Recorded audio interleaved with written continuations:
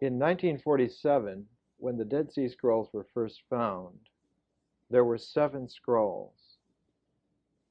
And we've taken all of the scrolls except one so far from that cache, and this is the 7th scroll. And it's called the Genesis Apocryphon.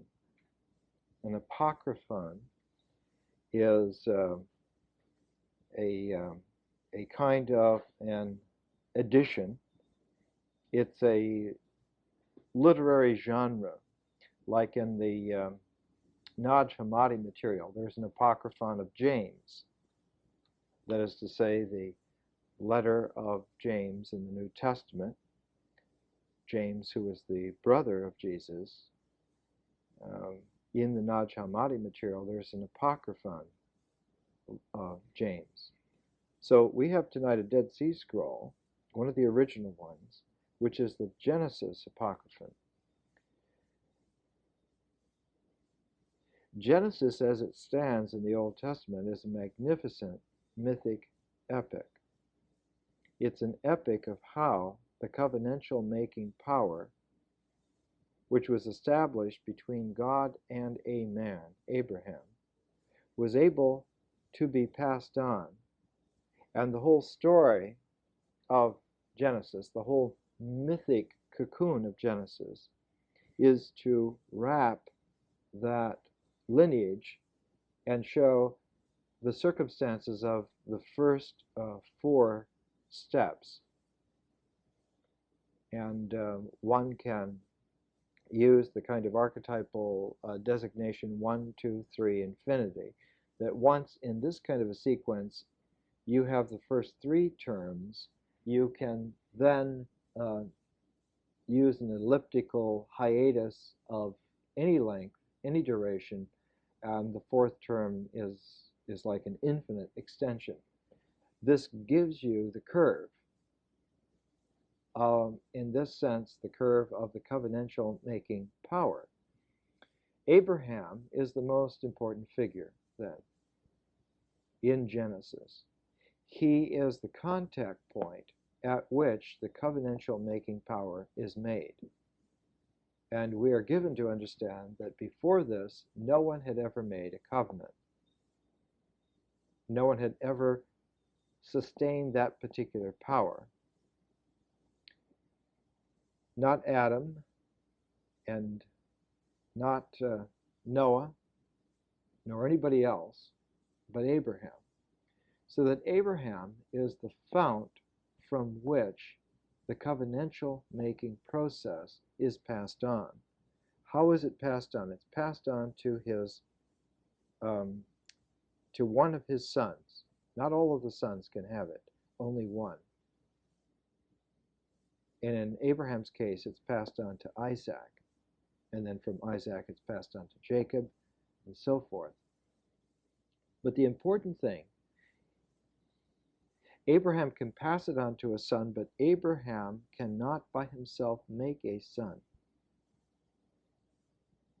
So that Abraham's wife, who will be the mother of the next covenantal making person, the wife of Abraham becomes a mysterious figure in this whole process. And her name is Sarah, or Sarai. And Sarai figures very prominently in the Genesis Apocryphon. In fact, we are given to understand by a couple of allusions to remember that in Genesis, twice Sarah is put into a kind of a jeopardy. Her jeopardy is a sexual jeopardy.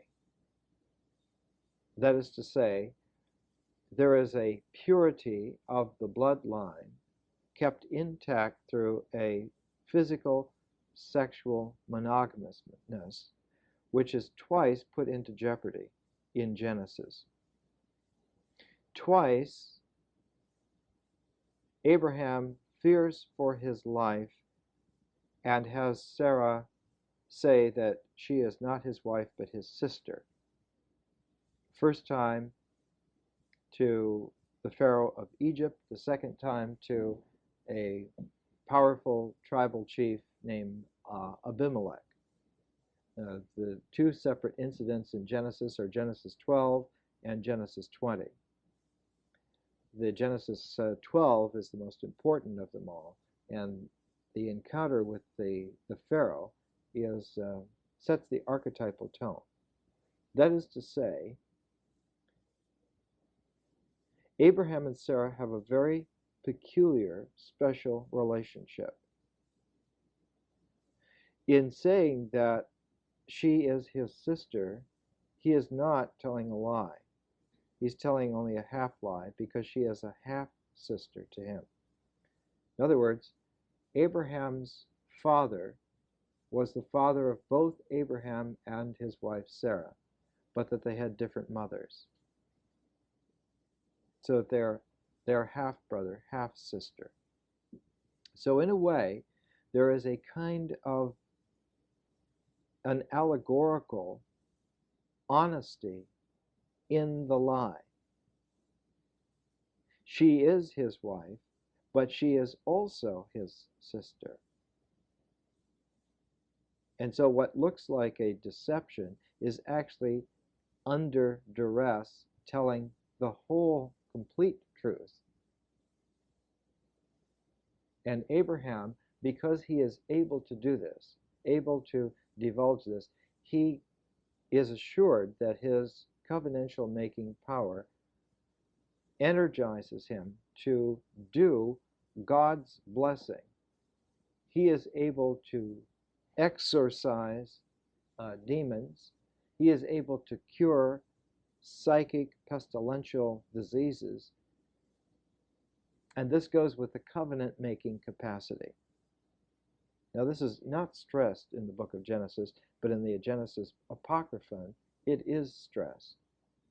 In the Genesis Apocryphon, the scroll itself was heavily damaged, and only 4 of the columns were able to be saved, plus an indeterminate number of fragments. So that we have, because of the way that the deterioration of the scroll, we have the second column, and we have the 19th through the 21st column.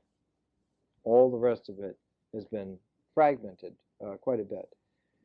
Paradoxically, in those 2 fragments, we have an esoteric section dealing with Noah and the esoteric section dealing with Abraham.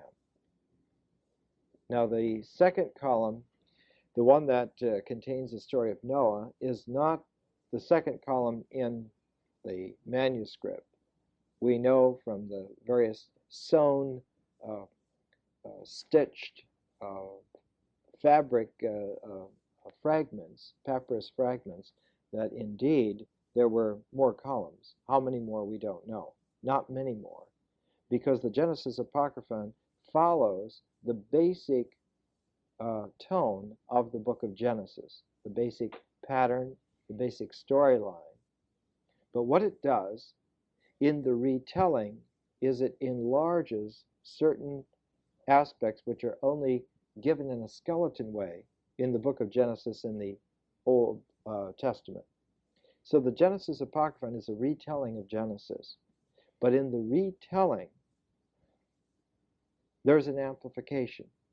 And in the amplification, there is an implicit hermeneutical principle working. And the principle that works in the Genesis Apocryphon is that it is the seed document that shows the transition from a scriptural tradition to a commentarial tradition, an exposition.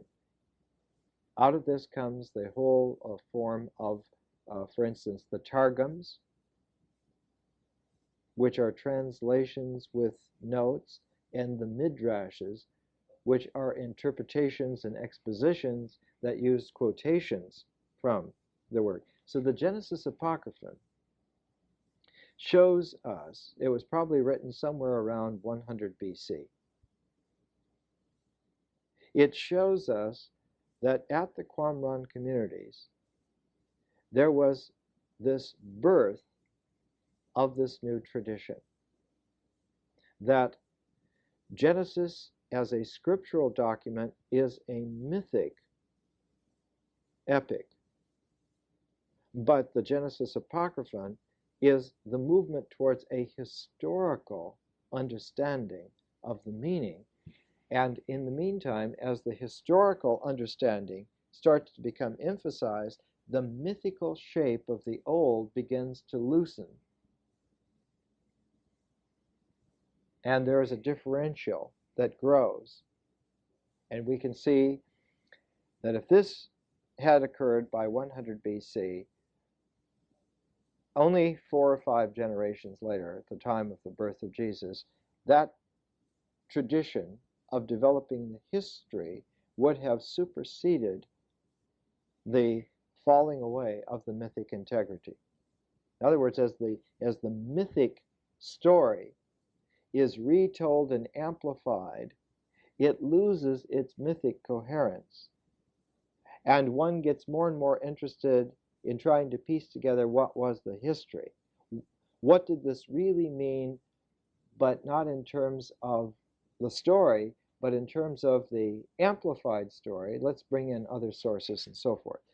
So that we know, for instance, from other literature, Hellenistic literature, that the Genesis Apocryphon is a linking document.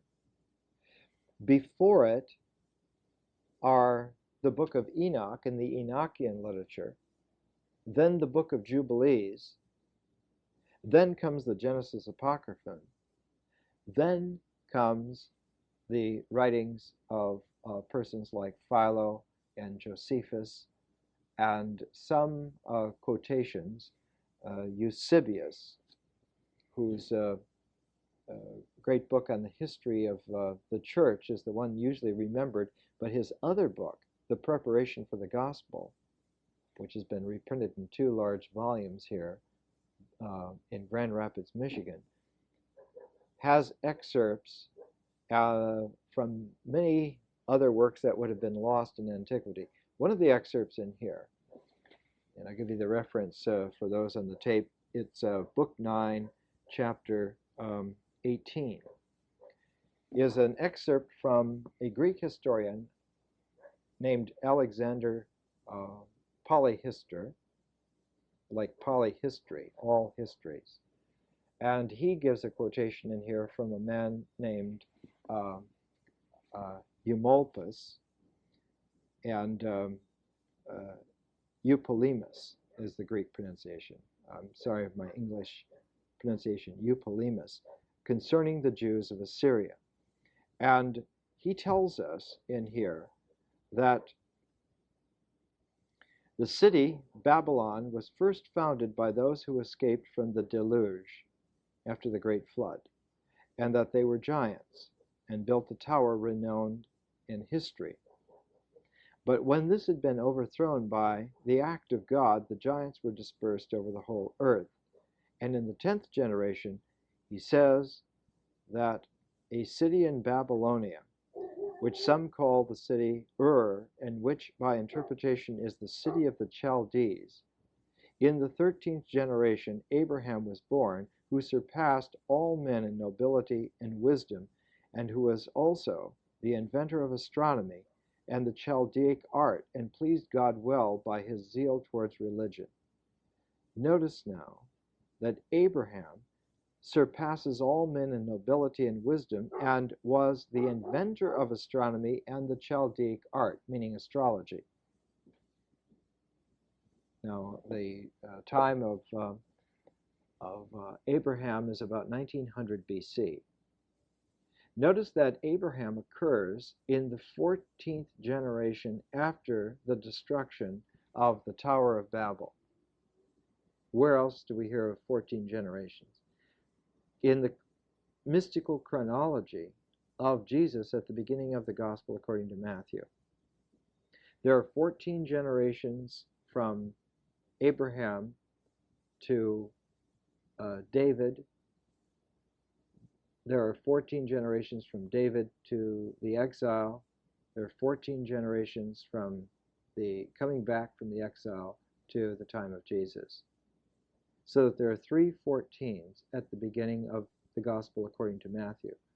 From this material, we can see that the 4th 14 belongs to the mystical lineage of Abraham. So that from the fall of the Tower of Babel to the time of Jesus are 4 sets of 14. That is to say, 2 complete lunar cycles. Lunar cycles of generations, so that you have a double circle. And those who have been coming to the Saturday class recognize this archetypal form. What is the archetypal form? The archetypal form of the double circle is the universal structure of complete education to perfection. So that the fall of the Tower of Babel is the starting point for that mystical history. What is the end point? The end point is the day of Pentecost, the descent of the Holy Spirit upon the apostles and the disciples, and their being able to speak in tongues. Glossolalia, it's called psychologically. Being able to speak all languages automatically. So that the Tower of Babel confused man because he was unable to understand his fellow being because they spoke all sorts of languages. And the end of that cycle, archetypally, is the day of Pentecost, where they can again speak all sorts of languages but can understand them all. So that there are then 56 generations in the archetypal cycle, in the mythic presentation of the archetypal cycle, from the Tower of Babel to the day of Pentecost. Now, we know this in retrospect, but there is no way that anybody could have known this at this time because that cycle was not complete. The only thing that we have is, like in the beginning of the Gospel of Matthew, the realization that somehow some event having to do with Jesus is, in fact, the archetypal event. The mythic reduction of that life pattern has made the event the crucifixion and the resurrection. They are not the events. The crucifixion and the resurrection are not the major events. It's the descent of the Holy Spirit that is the major event. So that we can see, looking back, Jesus says it himself very accurately, understood this very accurately. I have to go, because if I don't go, the Holy Spirit can't come. If I go, I can send the Holy Spirit to you, and then you will know all things. How will you know all things? You will be able to communicate universally with each other for the first time in all this time, all of this cycle. Now, 14 generations before Abraham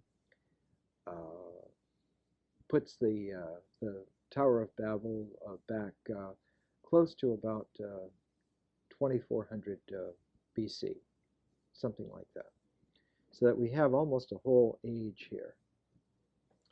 Notice here also in Eupolemus' book, which is preserved only in Josephus, only because he was quoting Alexander Polyhistor, who was quoting Eupolemus. It would have perished.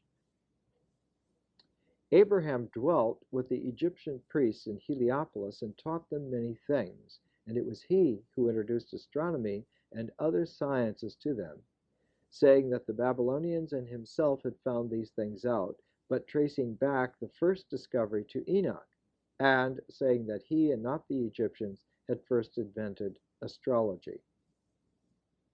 So that there is a kind of a development here. Eupolemus, quoted by Alexander Prehistory, quoted by Eusebius, tells us that Enoch is the one who had actually invented all of this material, had invented astrology, had invented astronomy, the two aspects of the single celestial science. One dealing with the forms based on past patterns, and one dealing with the forms based on future patterns. What is the relationship mythically of Enoch to Abraham?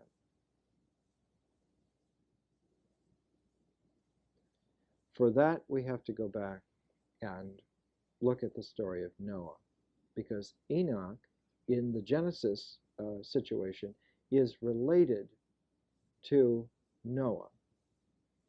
The father of Noah is Lamech. The grandfather of Noah is Methuselah, the person who lived the longest in the Old Testament. The father of Methuselah was Enoch. So that Enoch is the great-grandfather of Noah.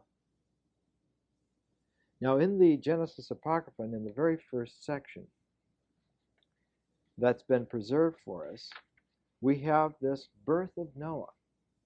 And it's a very mystical understanding of the history, not the myth, but the history, expanding the myth into a historical sense. Here's what the fragment is. Lamech is speaking. So then I thought in my mind that the conception was due to the watchers. In other words, his wife is pregnant, was pregnant, and had a baby, and the baby was very, very strange. The baby looked like a superhuman. The baby had odd properties. This was Noah as a baby, the birth of Noah.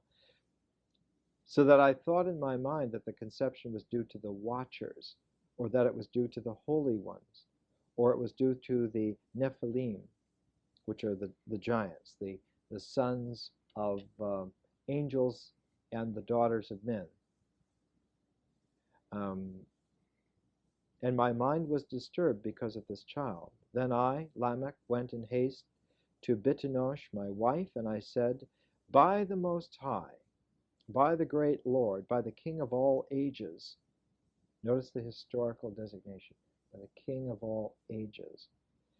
The sons of heaven, that you tell me everything truthfully. Tell me truthfully without lies, is this child mine.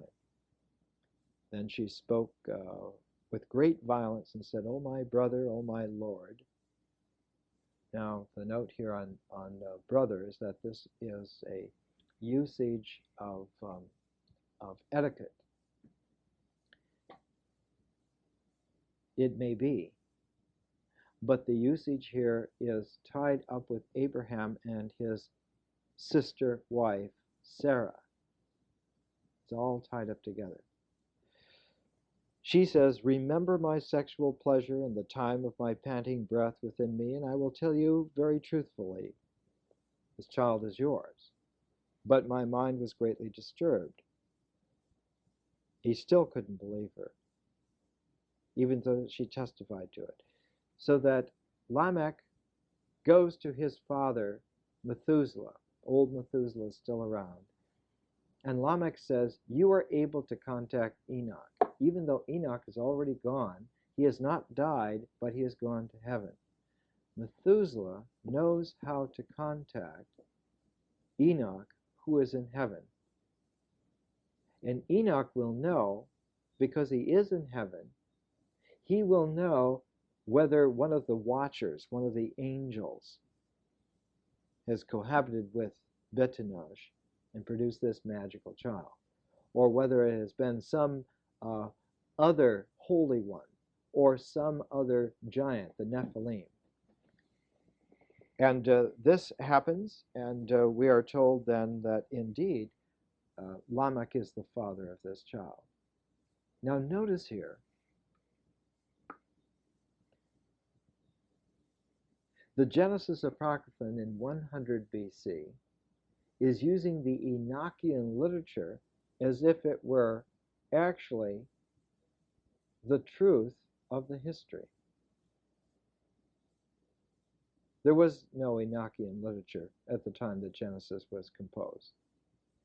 Genesis was first composed about 1200 BC, and it was revised and enlarged and represented about 700 BC, and pretty much sustained that form all the way down. The Enochian literature wasn't written until the 190s, 180s BC. But the psychological history behind the Qumran material makes the Enochian literature true historically, so that one can read the Enochian literature and its properties back into the Genesis mythological section, thereby destroying inadvertently and by happenstance, destroying the mythic integrity of Genesis. But as the mythic integrity is destroyed through this introduction, through this amplification, and this is only one example of many that must have been there. We have another with Abraham. You open the whole issue up to understanding that this is a live history. One is not reliving the myth, but one is continuing the history. This is the psychological telling point. It's like a litmus test of consciousness. If one still sees Genesis mythically, one still lives within the integrity of the Genesis myth. But as soon as that is amplified, exploded, literally short, slow action explosion by amplifying it, one can no longer live within that myth. One then is thrown out into determining what the true history is. And part of determining the true history is to determine where are we now. We are obviously on the living edge, the cutting edge of that history. So the question that comes up incessantly, which never comes up in a myth, never comes up in the mythic understanding, what do we do next? What do we do to continue with integrity this historical development? And in the Qumran material, about 100 BC, one can see that the issue that inevitably arises is that there must be something which we need to do to carry this on. And if I can get to it tonight, if not, I'll get to it next week. The most mysterious page of all the fragments of the Dead Sea Scrolls is the one that's designated 11Q MELCH. 11 because it was found at Cave 11 at Qumran, Q for Qumran, and MELCH is short for Melchizedek. Vermes translates the title as the Heavenly Prince Melchizedek. And we'll see how very, very strange and strong this is. But the Genesis Apocryphon sets us up for that, sets us up for breaking out of the mythic security and wholeness that was there, and then finding that inadvertently we have opened up a can of worms. The issue is that if it is a living history and we are the living edge of that history, what must we do to continue that history? God becomes, instead of the center, holding the mythic structure together, becomes the leading edge of a historical vector. The center is no longer in a position, it's no longer a God-centered static universe, but is a God-led dynamic universe.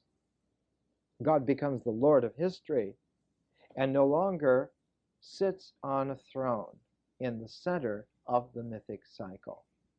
This is very important. very important. For the Jews, for those people who have remained Jews, they were unable to accept this fact. They were unable to accept the fact that the myth had been transformed into history. The archetypal prototype of the throne, which is in the temple, which is in the city, which is in the middle of the kingdom, it still holds today for the Jewish mind. Classic rabbinic Judaism still believes that God is at the center of a mythic cycle, which is always the same. It just repeats itself, and all one has to do is just keep living within that myth, that mythic cycle. One such person as this was Paul, and St. Paul is definitely a Jew and not a Christian. Paul is not a Christian. No way.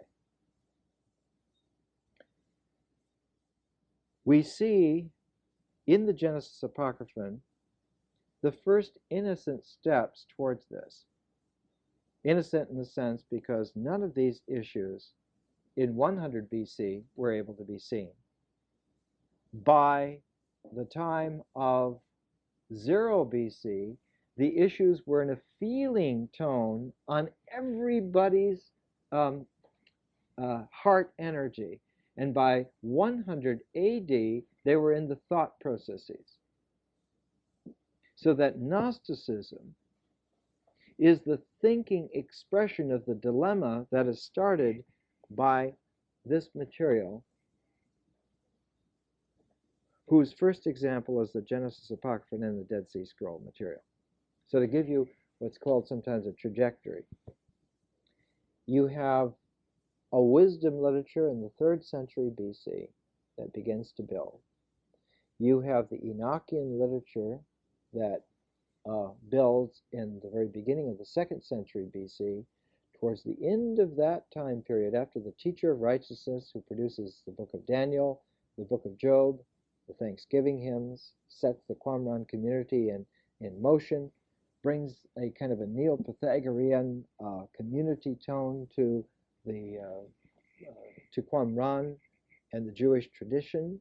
And by the end of that time period, by 100 BC, with the Genesis Apocryphon, you have the amplifying of the old myths until they're literally pushed out of shape. The stories have been told with so many emendations that they no longer are able to be understood, and thus have to have a kind of an adjunct interpretation. Now, a good myth you hear in a kind of a spoken way. A good myth teller tells the story. The best example I ever saw of this is one time in Canada, I brought an old blind Blackfoot Indian in his 80s, Hanson's barefoot, to tell some legitimate Blackfoot myths.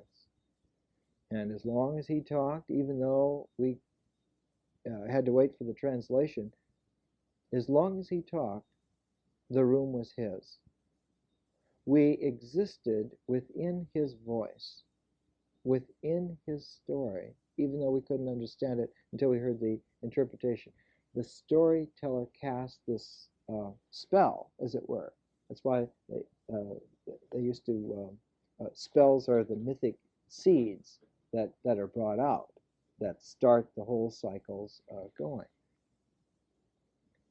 Once you start emending this, enlarging the story so that it is no longer captivating, what happens is you start asking all kinds of critical questions. How come this? Why that? Well, this is different from that. And where did this come from? And all that. Those kinds of questions dissolve the mythic structure and promote the historical reconstruction, and at the same time you have to have an interpretive The Jewish word for that was a midrash.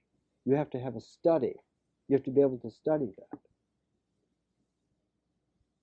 Now, the genius of Rabbinic Judaism is to make a mythic cycle of the midrashes.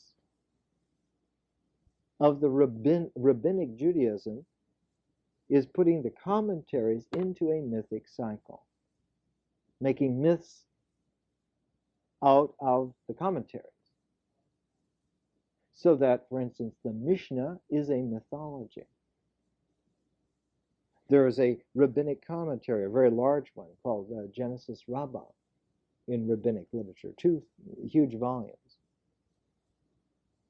It itself is a rabbinic telling of Genesis, and Genesis Rabbah has not been changed one iota since the 2nd century BC. It's always told the very same way. If you study to be a rabbi, you study exactly the same method, the same way that you would have 1800 years ago. In other words, the commentaries were put into the mythic cycle and held there. And of course, they stay there and there's no development. And they are timeless in a sense. But to the historical consciousness, they go nowhere, and they truncate all of the issues of consciousness which seeks to go towards a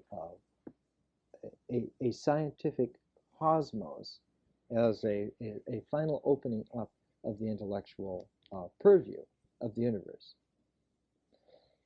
So that the material here in the Genesis Apocryphon is very, very interesting. So we have this birth of Noah. We have just one column with just these little fragments.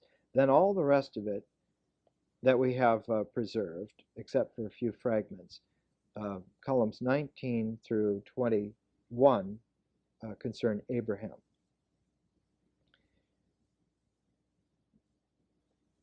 It begins, "And I built an altar there, and I called there on the name of God. And I said, You are my God, God eternal. Up till then I had not reached the holy mountain. So I set out, for I journeyed toward the south until I reached Hebron.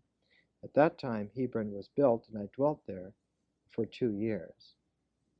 Hebron, south of Bethlehem by about 10 or 12 English miles, I imagine. The building of Hebron, though, was always matched with the building of a city in Egypt. They were built within a few years of each other. Hebron was built about 1875 BC, and in about 1868 BC, in the Nile Delta was built a city which we know today archaeologically as Tanis, but in ancient times was called Zoan, Z-O-A-N.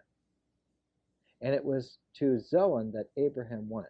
In other words, when he went to Egypt, he didn't go to Memphis. He went to Zoan. Later on, it is said in the AD centuries, quoted by Alexander Prehistor and preserved by Eusebius, that he went to study with the Heliopolis priests. Who went to study with the Heliopolis priests? Pythagoras did, but not Abraham. He historically went to what we know as Tanis, in the Nile Delta towards the eastern edge of it. Tanis is a long way from Memphis or Heliopolis. It's just another indication of how the mythic tincture of the archetypal cycle was completed. It always completes itself in time, and all of the characteristics are passed on.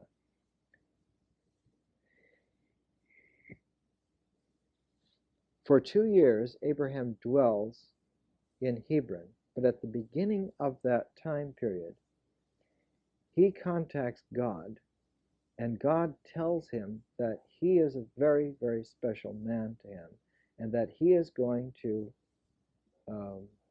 be Abraham's protector. Now there's going to be a 10-year cycle, 2 years in Hebron. Then there's going to be 7 years in Egypt, in Zoan and Tanis. And then there's going to be a year of traveling around and coming back to Hebron. Abraham's traveling around is that he completely circumnavigates the what we know today as the Arabian Peninsula. He goes all the way over to the mouth of the Euphrates on the Persian Gulf, which was in antiquity was not called the Persian Sea at all. It was called the Red Sea, the Erythraean Sea, the Red Sea. And he will circumnavigate the whole Arabian Peninsula, going all the way down to Oman and Yemen and coming back up and stopping at Hebron. And he is told that everywhere that he has gone are going to be the limits, the boundaries of his kingdom. That his inheritors will come from and maintain that kingdom. Now, one of the most incredible events in all of this is some 2,500 years after Abraham has this vision. Muhammad has his vision and sees very clearly that he is within the sacred perimeter and an inheritor of the true home fortress of God, and that the Arabian Peninsula is well within this. That whole thing is the Holy Land. How then does it come to be designated by the smaller conception of Israel? Well, the reason for that is a selective, regressive kind of mythological statement that comes to be accepted later on. The center of the smaller Israel is Jerusalem, and in Jerusalem the center is the temple, and in the temple is the throne of God and the Holy of Holies. That's the static, mythic reduction of almost classic proportions now. The original name of Jerusalem, though, was not Jerusalem, but was just Salem, S-A-L-A-M. And Salem was the place of God the Most High. Now, high in ancient language was El,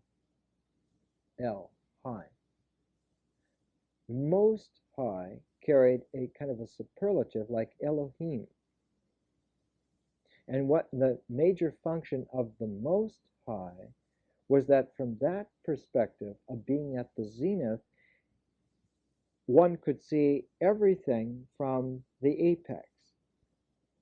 And because of that perspective, God the Most High was the judge of life and the judge of death. The priest in Salem at the time of Abraham, of God the Most High, was Melchizedek. That was his name. He is the one who teaches Abraham that this is the place. Abraham, in his own way, has had a vision from God that Hebron is his central place. But he learns from Melchizedek that not Hebron, but Jerusalem is the place where El sits, especially in his function as the judge of life and death. So that whenever you get to an archetypal condition of Judgment Day, the final day, more and more it becomes limited to Jerusalem, and more it becomes limited to God the Most High as the judge of the living and the dead. This is why later on all of this mythic material is transferred to Jesus. Who is the judge of the dead after Armageddon? Is Jesus, who sits on the right hand of God, who is on his throne.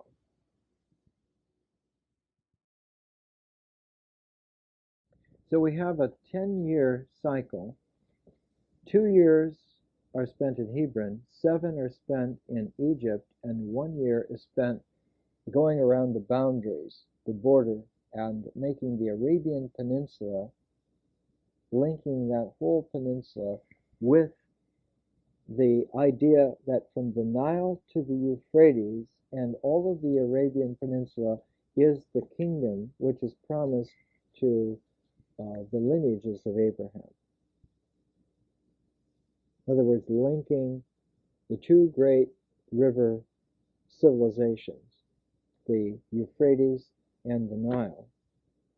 Linking them together will be this kingdom which God will give to Abraham's descendants, and that link includes the whole Arabian Peninsula.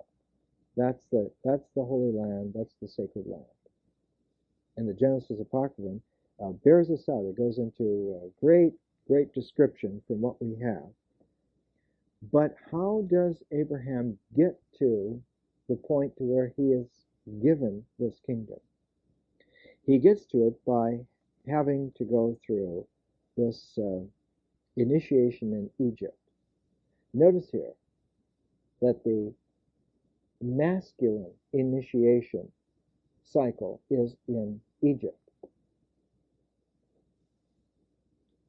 Remember what I said at the very beginning of this whole sequence about a year and a half ago, that for the Jewish psyche, the Sumerian, Assyrian, Babylonian matrix is a maternal matrix.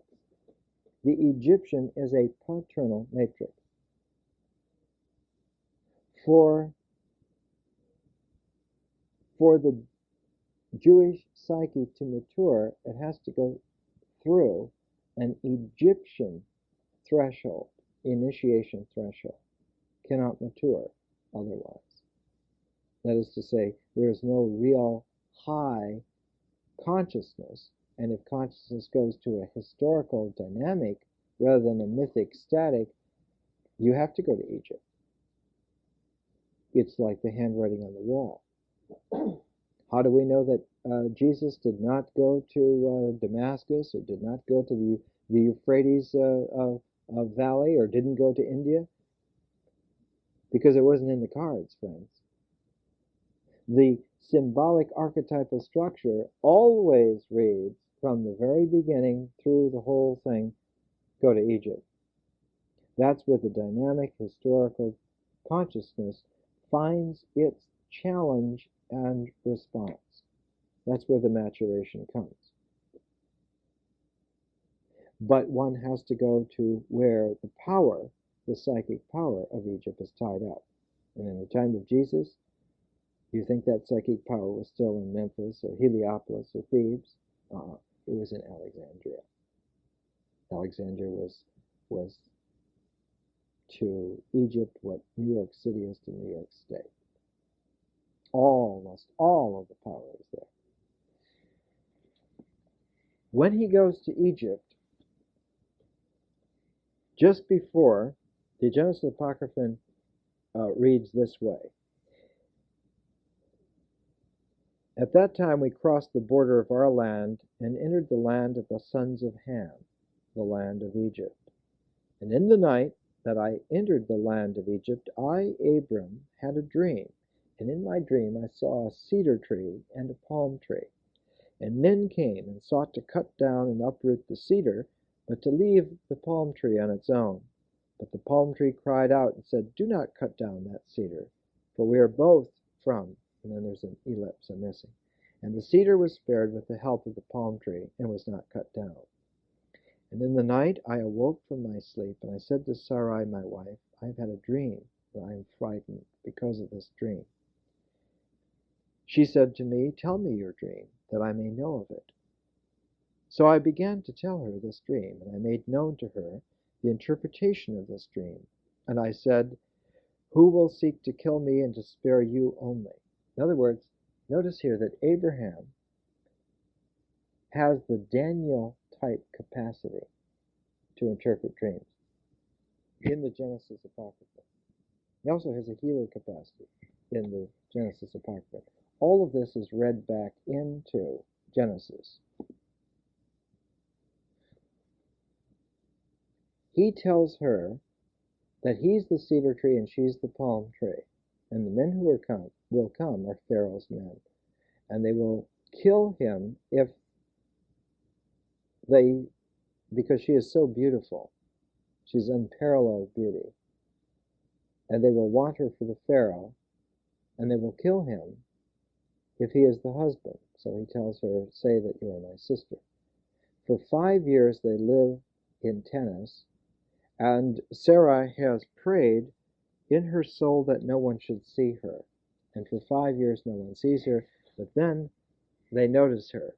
3 emissaries from the Pharaoh are being entertained by Abraham. And they notice, look how beautiful she is. She should be a wife of the Pharaoh. She is taken, but Abraham is spared. But then he cries out to God, do not let her become unclean to me. Why? Not just that she is his wife, but he does not yet have a male heir. He does not yet have a son.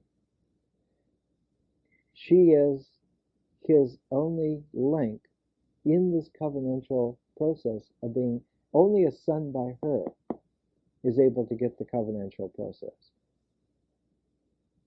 Now, how that is and exactly why that is a very complicated situation. Later on, we know that Sarah sends her maid, Hagar, in and gives birth to Ishmael before Isaac is born. But in the Genesis Apocryphon, we learn that Hagar is an Egyptian woman. She is one of the maids that the Pharaoh gives to Sarai when she is ostensibly his wife. And later on in the rabbinic literature, some 200 years after the Genesis Apocryphon, Hagar is made to be a daughter of the Pharaoh. So that Ishmael has royal blood. He actually should inherit the Egyptian throne. He should be the Pharaoh. He has that bloodline. And anyone who can trace themselves in lineage through Ishmael will have that. This is not an Islamic determination. It's a Jewish determination that's there already in Genesis Rabbah by the 2nd century BC, 400 years before Muhammad has his vision. The Jews determined that. But the Jewish covenantal making inheritance can only go through a son of Sarah. This is why the Genesis Apocryphon makes such a big thing about her being the ancestress of the nation. The emphasis is always not that Abraham is the father of the nation, but that Sarai is the ancestress of the nation. The whole nation comes from her. Now in our times, a very peculiar symbolic resonance to this, because we know now from microbiological DNA studies run through high-speed computers, we know now that every human being who is alive now, I'm going to wait for these machines. Doesn't want to hear this. Has it been turned?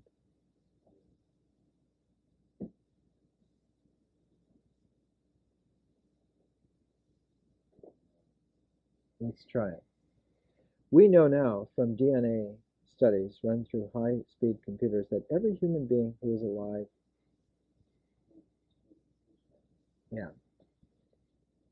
don't worry about it. I've lived with it all my life.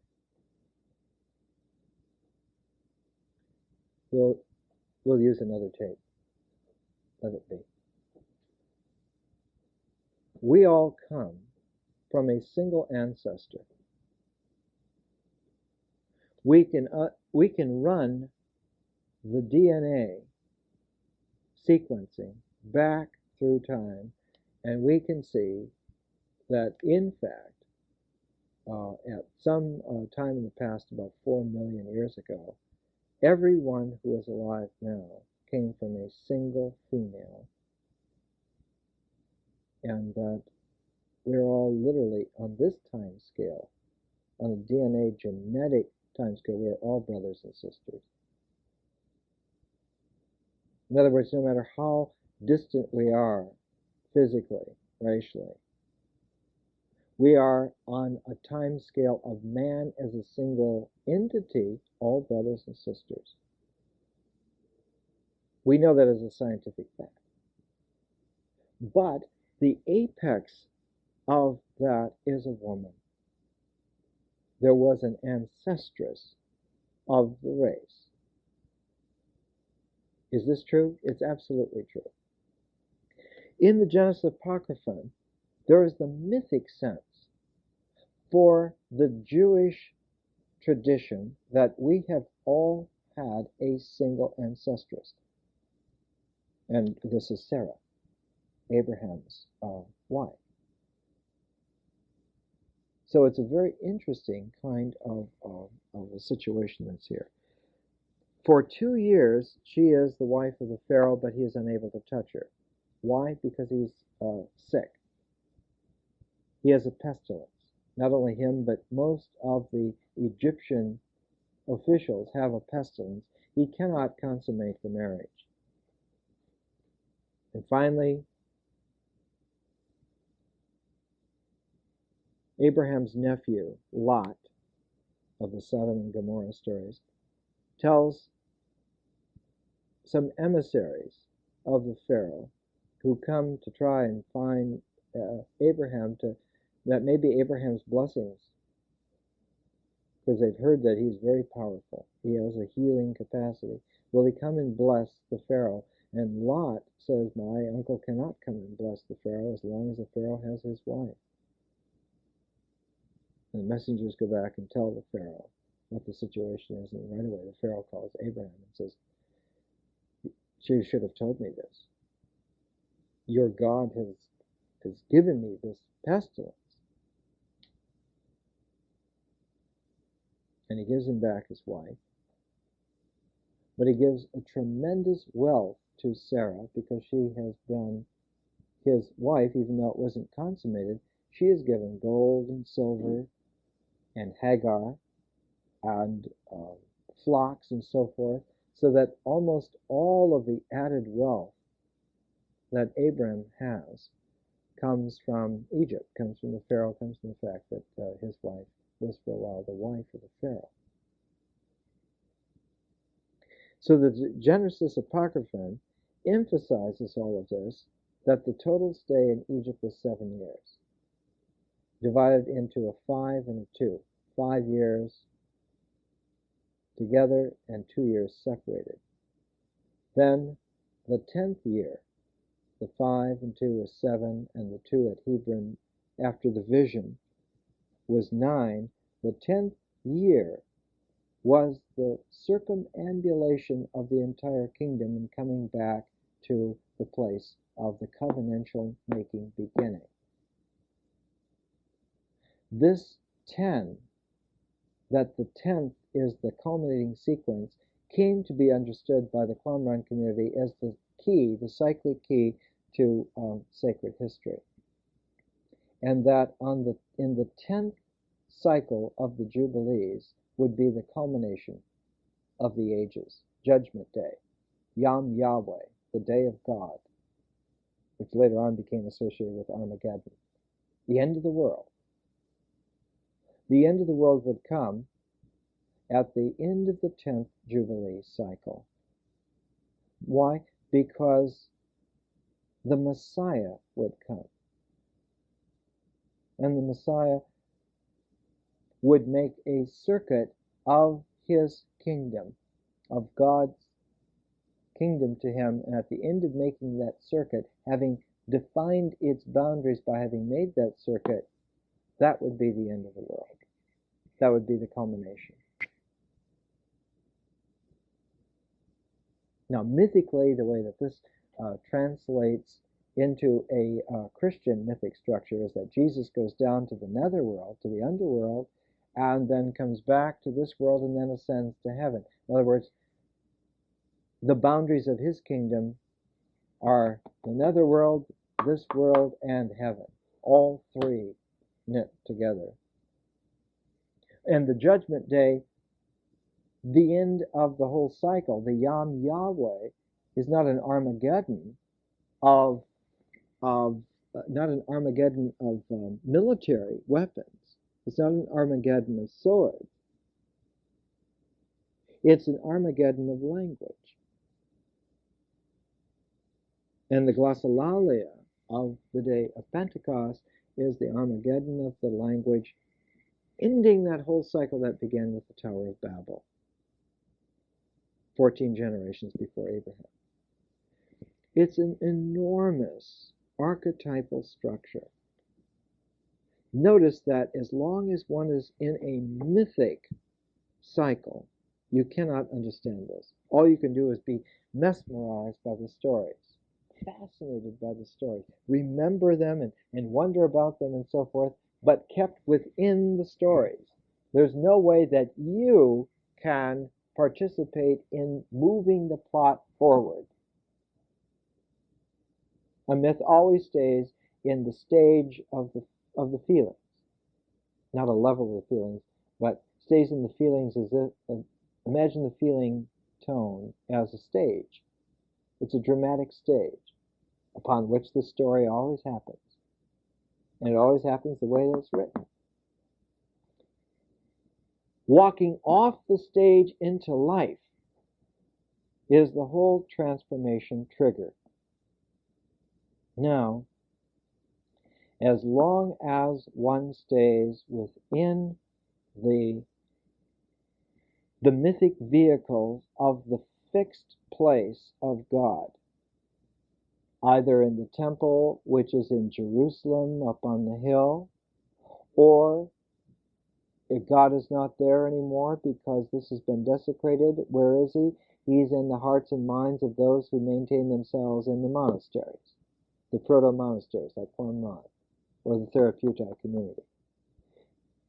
As long as one remains in some static place like that, this is where God is now. This is where the center is. This is where the myth wraps itself around. As long as you stay there, there's no history. There's no development. There's no life. The trigger in it comes when Jesus says, we got to leave this place. We got to leave this Therapeutae community and go back to the city, go back to Alexandria.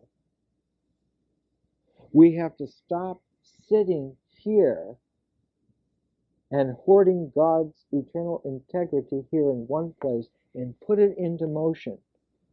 We got to carry it back to town. We got to put it back into dynamic operation in history. We got to put it into life. And that's what conscious man can do. And once that had been done in Alexandria, he went back to the scene outside of Qumran, the River Jordan, where the head of the Qumran community at that time, John the Baptist, was baptizing. And he told those people, it's time to leave Qumran. It's time to leave the monastery. Time to leave the retreats and go back into town. Go back into life. Go back into history. Now, a lot of people couldn't follow that. There were a lot of Essenes who couldn't follow that. Remember, there were a lot of Essenes who couldn't follow the teacher of righteousness, even in his own time. A lot of regression always happens. Not everyone makes it. Many are called, few are chosen. Few are self-chosen. So the Genesis Apocryphon lets us know, gives us an example of exactly how this is happening, how this happens. And Abraham sees the promised land. Here is the description. And I, Abram, set off to travel around and see the land. I began traveling around from the river Gihon, which is the Nile. It's a way of saying the Nile. And I went along the coast of the sea until I reached the mountain of the Ox, up in the northern part near Lebanon. I traveled from the coast of this great salt sea, the Mediterranean, and I went toward the east by the mountain of Ox through the breadth of the land until I reached the river Euphrates. I traveled along the Euphrates until I reached the Red Sea in the east, be the Persian Gulf. I went along the coast of the Red Sea, that is along where now is Kuwait and Bahrain off the coast and so forth, until I reached the Red Sea in the east. I went along the coast of the Red Sea until I reached the tongue of the Sea of Reeds, which flows out of the Red Sea, and I traveled towards the south until I reached the river Gihon, and then I returned and came safely back to my house. Now, it's a way of telling us. Here's the note to this. This is published by Cambridge University Press, the Qumran Community. Michael Nibb came out about 2 years ago. Abraham has journeyed all around the Arabian Peninsula as far as the Gulf of Suez. That is to say, he's come all the way back around and now goes to the Gihon, the Nile, and the fact that he is said to travel south rather than west reflects a Palestinian viewpoint. So that we have now this establishment of the kingdom. Very soon after that, following on that in the very next column, and the last column that we have, we see an incursion of 5 kings who come in to make war on 5 other kings. And after the 5 kings that live around Abram are conquered and captives are being led away, including Lot and all of his flocks and families and so forth, Abraham gathers together 318 of his picked men, and in a commando raid, they destroy the invading host, take many captives, and come back. And many people would like to have all of their material back. And Abraham says this: the king of Sodom heard that Abraham had brought back all the captives, all the plunder, and he went up to meet him. He came to Salem, that is Jerusalem, while Abraham was camped in the valley of Shavah, that is the king's valley, the valley of Beth Hakarim. Then Melchizedek, king of Salem, brought out food and drink for Abraham and for all the men who were with him. He was the priest of God Most High, and he blessed Abraham and said, Blessed be Abraham by God Most High, Lord of heaven and earth, and blessed be God Most High, who has delivered your enemies into your hand. And he gave him a tithe of all the property of the king of Elam and his allies. Now right here, in the Genesis Apocryphon, is the origin of tithing. It comes from Genesis, but is explained in the Genesis Apocryphon. Tithing was a quality that went with the religion at the site of Jerusalem before it was Jerusalem, when it was Salem, when the god was Elohim, God the Most High. And the priest of that god taught this to Abraham, Melchizedek. Notice here that later on the Messiah will be called Melchizedek, and that his counterpart, Satan, will be called Melchizedek. I can hardly say his name. Melchizedek is the esoteric name of the evil one, who is the brother of Melchizedek, who is the Messiah. Melchizedek, raised to an archetypal level, is the Messiah. How does he know how to overcome evil? Because he knows from a family knowledge exactly who this is and how he works. He knows the inside of this. What is the evil structure? The evil structure is the regressive turning away from God in a perverse way, being anti-God. Notice here that Melchiresha, in a very esoteric way, becomes a mythological regression, keeping man locked into a prison of unconsciousness. And notice that the Messiah, the messianic figure, Melchizedek, is the one who frees man from this prison of the past and frees him for the future, the new Jerusalem. Not a Jerusalem which is just a mythic image, but becomes a living historical reality. There's very much this kind of an archetypal struggle between good and evil in the sense of two kinds of language. One that imprisons you on the level of your feelings and doesn't let you grow up any farther than that. You can be 13 years old, but no older. And another language that brings the maturation of the person to live their full life cycle, the full range of maturity, to put their personality into play, into a historical life, where new things really do happen, where there is a future.